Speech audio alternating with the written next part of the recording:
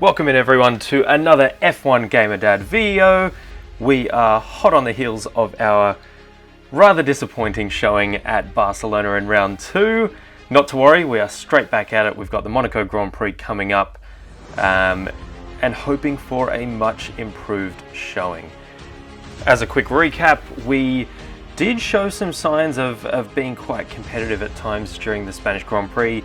We did end up disappointing last place with a couple of DNFs behind us, but a lot of that was due to strategy errors, not pitting when we should have, and really being gobbled up by the cars around us in the performance index. So we're really hoping this time out that we can tighten up some of those issues and put in a much better showing in the streets of Monte Carlo. So let's get to it. A couple of pieces of admin to get through and then we are into the action. I want to just double check the performance index because this is indicating that we are the 4th worst car on the grid. We did sort of show glimpses of that in Bahrain as a power track, really enabling us to handle the straights quite nicely, but Barcelona was a different kettle of fish, so we're hoping to really bounce back in this one. We will hand over now to Will Buxton, who's going to give us another grilling early on in the season, so we'll hand over to Will. Here we are in the HQ of our newest Formula 1 team. We've got an awful lot to talk about, so let's jump straight in. Upgrades to your facilities seem to have stalled. Is there no more room for improvement, or are you prioritising other areas? Your second driver seems to be getting much more comfortable with their car. Have you been focusing on their development? Would it be safe to say that in terms of team orders, your career comes first in your team? You've been struggling to get points this season. What are the key areas of improvement you need to make to the team? What are your predictions for your team going into this season? And thanks so much, as ever, for your time. It's hugely appreciated. Again, I think we handled that quite well. Just thinking more about it, I'm going to make a bold prediction. I'm going to say we are going to finish as the 6th place team in the Constructors' Championship. I'm really backing us to make some inroads in the second half of the season after we've got these resource points put to good use, upgrading some of the facilities and really getting some good upgrades on the car. We're already seeing it, so we're already seeing that pace is getting there. It's really my racecraft and my strategy decisions holding us back a bit at the moment, and no spoilers, but we could see a repeat of that in Monaco. So let's jump now to qualifying. We're on our second and final run in Q1. The other cars have completed their runs, and we're up on our previous best of a 1:14.31. Coming through the swimming pool section, all looking good. The car though, I have to say again, the issues that we had in Bahrain have reared their ugly head once more.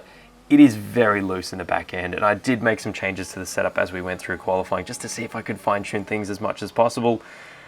Ultimately though, we are going to be starting from the back of the grid. In title race news though, Lewis Hamilton again sticks it on pole position with the 2 Red Bulls hotly behind him.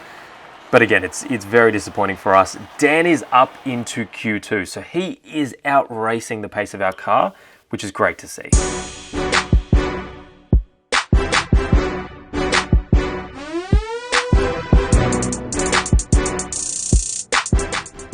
A proper road race, and in the true meaning of the word. That was how Mr. Monaco, the late great Graham Hill, once described this iconic event. The cars we drive have come a long way in the intervening half-century, but still we race on those same public roads beside the Mediterranean Sea.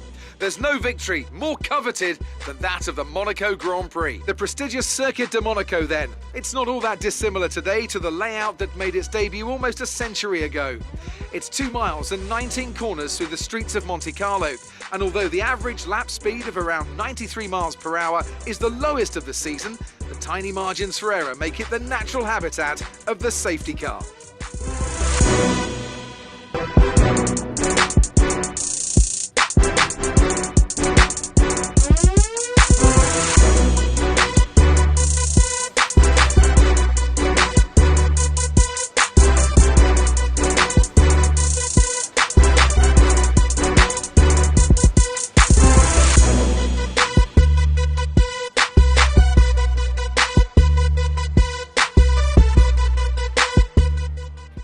race, minutes away from starting, here's what today's grid rundown looks like. Lewis Hamilton lines up on pole position, and it's Valtteri Bottas that completes the front row. As we continue through the rest of the grid today, we have Verstappen, Perez, Charles Leclerc and Ricciardo, Norris, Sainz, Vettel and Pierre Gasly, Tsunoda, Stroll, Fernando Alonso and Ocon, Mick Schumacher, Tictum, George Russell and Kimi Raikkonen, Mazepin, Giovinazzi, Latifi and Smith. Now, it's almost time for lights out, so let's go down to the track. Getting ready for lights out at the Monaco Grand Prix. Okay, here we go. We are going to underfuel the do. car. Don't let me down. I'm pretty confident of some safety car action today. Bernd Mailander might want to get his boots ready. We are going to two-stop as well, so we're going to start on the medium compound, two-stop our way, and here we go. Let's get underway.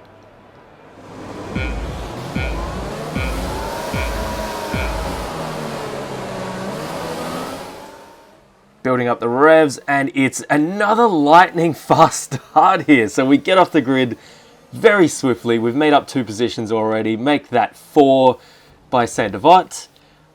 Climbing up the hill for the first time, we've got the Williams of George Russell alongside us. We've really had some good tussles so far this season. Bahrain was an absolutely epic encounter. We've made the move on him, and again we come to blows. George is going to be fuming.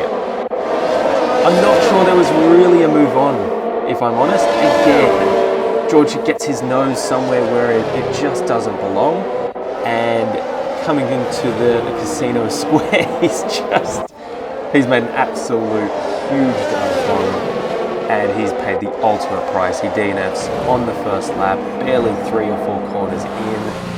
And he's earned himself an early bar. The race. Oh boy, and if you saw it flick up on the lap counter there, we were under green flag conditions again, and then the yellow flag came out. I made a move on our teammate Dan Ticton. I'm going to say a fraction of a second before the caution came out, the yellow flag. So we've gotten up ahead of Dan, we're into P16, it's been an absolute cracking start, made up 6 positions so far, and we're still on the first lap. So making our way through the swimming pool section, we are in good shape. We've got Kimi Raikkonen ahead, we've got Dan, our teammate, right behind us. Bottas has led us away for the first lap of this Grand Prix. Who says Monaco's a boring race with no action? The side pods have taken damage. You may start to pick up a little drag. And that is not the news we wanted to hear on a short twisty circuit where you can't necessarily pull away without great aero. That is going to hold us back significantly now. So I imagine that is from our tussle with George Russell. So he stuck his nose up the inside right of our car, and he's damaged the side pods. So we're going to feel that as we go through the afternoon. For the moment though, we are sticking with Kimi quite nicely. If I'm honest, we're 9/10 of a second behind. As we fast forward things, we are losing a few tenths per lap to Kimi, and unfortunately we are holding up Dan. So you'll see we dropped to about 2/10 of the gap to Dan through the tight twisty sections. He's got more pace than me. We've got side pod damage. We're not in the best shape. So we need to make a decision. So we make the call eventually as we get down to the tunnel to actually let Dan pass, because we're not doing him any favours. So here we are, we pull out of the corner just before the tunnel, we move over ever so slightly, Dan goes on through, he's hopefully going to hunt down Kimi Raikkonen because we've now lost 7 seconds to the Finn, and as we do, we are absolutely collected by Mick Schumacher down There's into... been an incident on track, but officials aren't looking to push for a safety car right now. Just be careful. Oh, and there is a safety car. So Giovinazzi's out. We've got to have a look at the replay here. So we let Dan by. We are absolutely collected by the Haas of Mick Schumacher. What then happens? We've got a Williams back there. We're going to need to have a closer look at that one. So the Haas has got no front wing. We have got damage as well. This is looking through Giovinazzi. He is absolutely unsighted as he comes into the chicane. He collects Nicholas Latifi, and that is the end of the Italians' afternoon.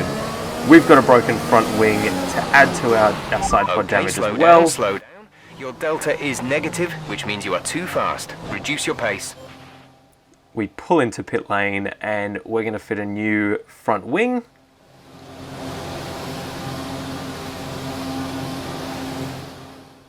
And to gain some track position, see what we can do under safety car conditions, we're going to bolt on a set of soft compound boots as well to see what we can do. Latifi's got a 5-second penalty. I don't know what that's for.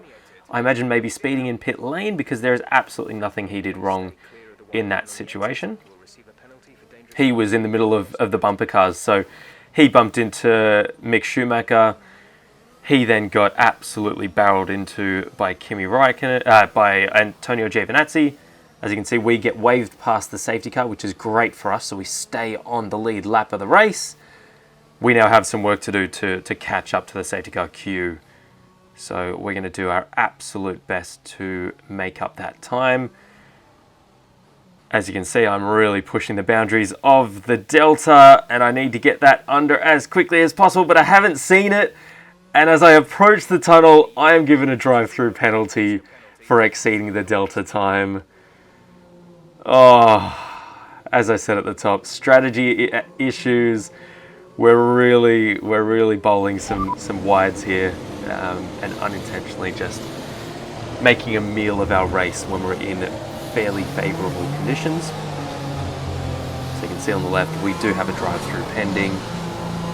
And hopefully the title of the video now makes a bit more sense. Let's catch up to the field When of it it. rains, We're it dropping pours. too far back. Remember that we need to stay within Not 10 doing car ourselves lengths of the any next car. favours in this Safety season car at is the in this moment, lap. but Safety again, car in this lap. the absolute Let's make sure those tyres are up to saving grace temperature. for us And as a remember, team there is and no me as a overtaking driver in the until the World timing Championship line. is that Stay in we position have until the green flags. 13 races after this one is still to play. So what's happened, we have caught onto the back of the safety car queue.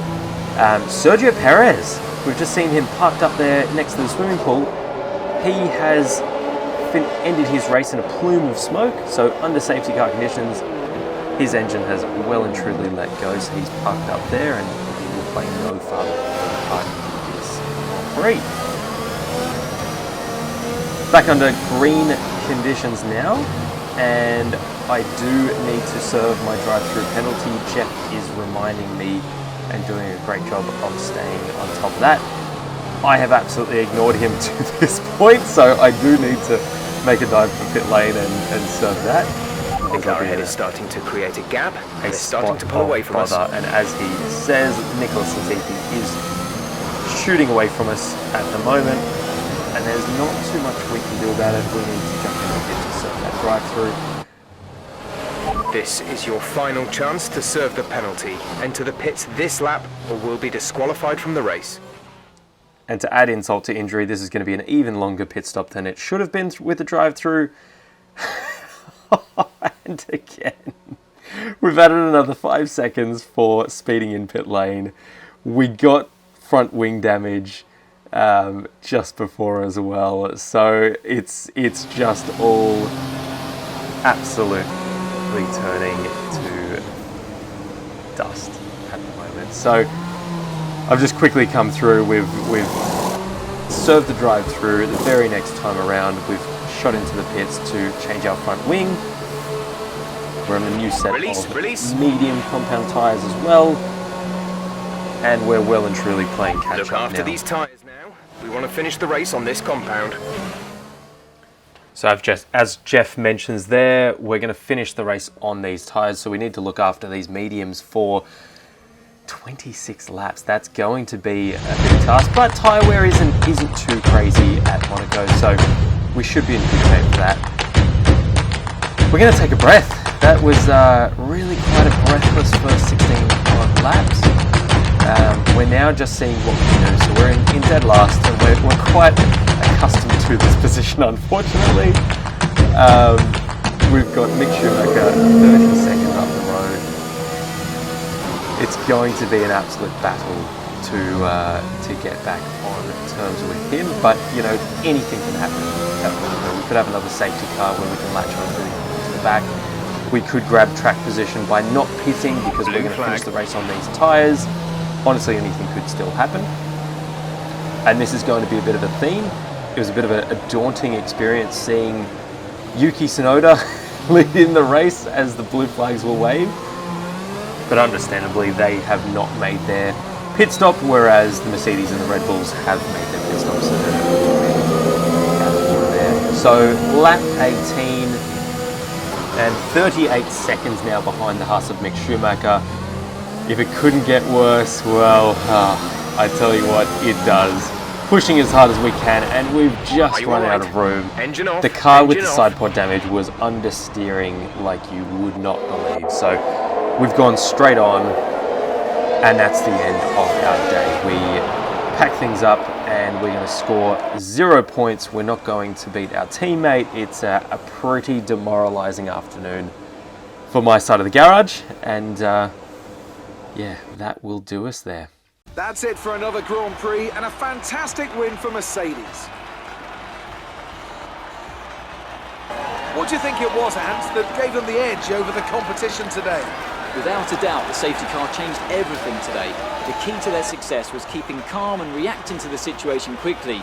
We've seen teams in the past throw away wins because they were too hesitant, but here they were decisive, and that's allowed them to take the advantage. So after a magnificent race, we can now see the drivers making their way to the podium. Once again, it's the Silver Arrows who take top spot, a well-earned victory for Mercedes.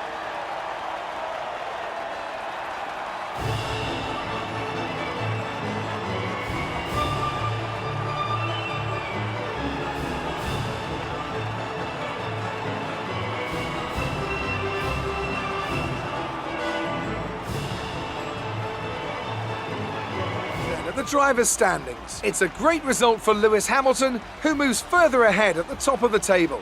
Let's focus on the driver of the day.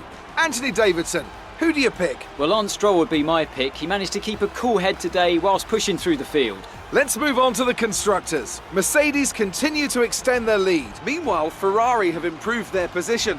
A strong weekend from them as they fight their way towards the top. Well, Ant, an end to another fantastic weekend of racing. Thanks to everyone who joined us, and we'll see you for the next one. Honestly, I don't think there's too much to say about this one. Dan has ended up P12, which is fantastic for the team. Bring on Baku, I say.